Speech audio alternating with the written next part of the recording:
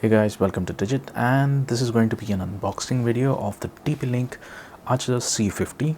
It's a wireless dual band router using the standard 802.11 AC, and we can see that it's an AC1200 router, which means it's mostly going to be dual band, and that's confirmed when you look at this particular point over here. It says it has 300 Mbps plus 867 Mbps, which means 300 Mbps is on the 2.4 GHz band and 867 Mbps is on the 5 GHz band.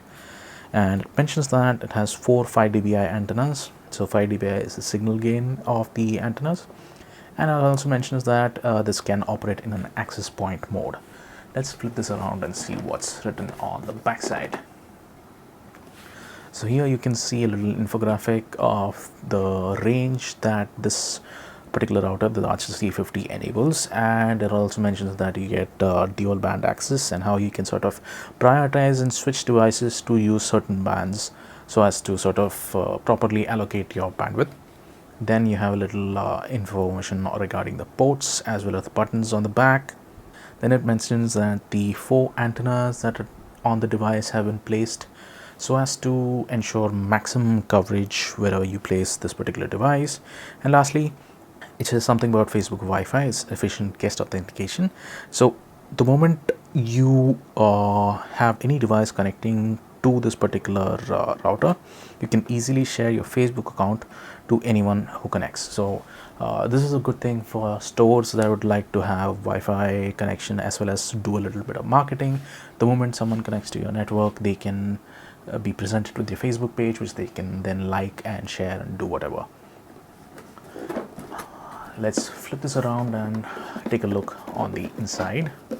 Off the top, you can see the router itself. We can pull that out and place it on the side. We'll get to that later. You have a little leaflet for the new general public license. This is usually present in devices that use some sort of open source software under the GPL, which must be the firmware within the router. After that, you have a quick installation guide for the device.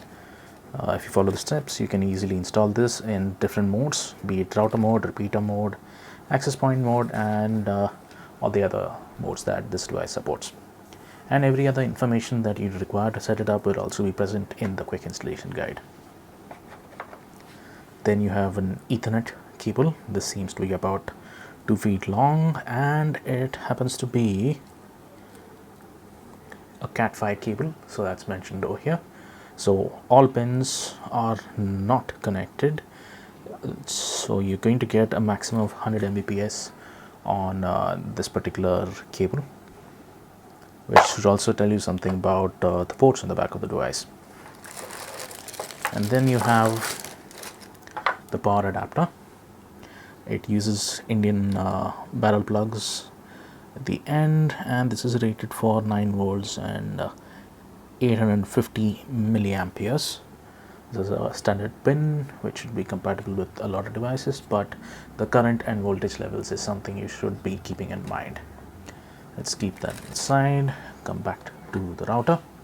We have a little film on top which we can peel off, and you can see that has very simplistic finish, but there's some sort of geometric design across the entire body, which you can see highlighted in the lighting. Kind of groovy, isn't it?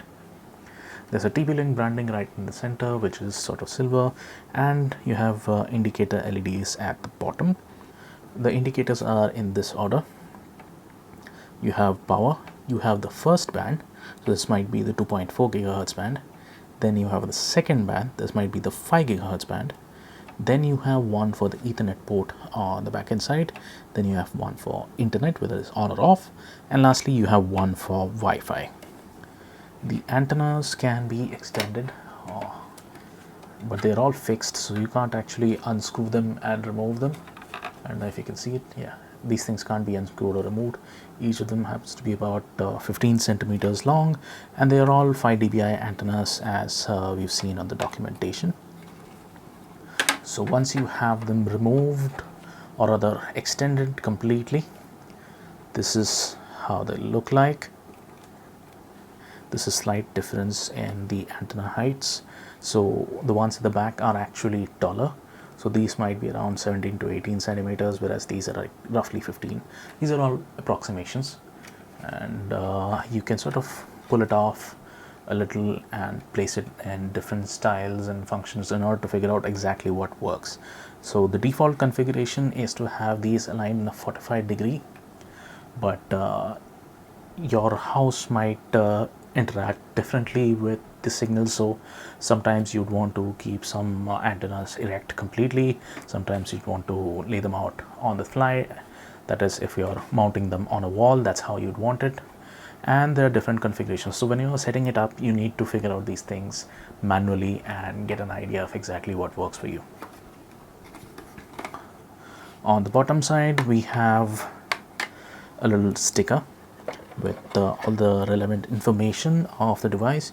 You have the default domain that you'd want to access in order to get into the UI of the device. So that happens to be tplinkwifi.net.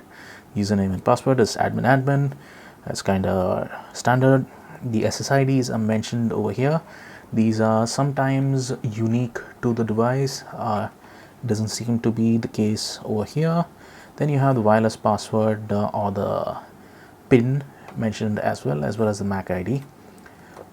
From an aesthetic perspective, this is fairly simple, but from a cooling perspective, you can see there are plenty of ventilation holes all over the place.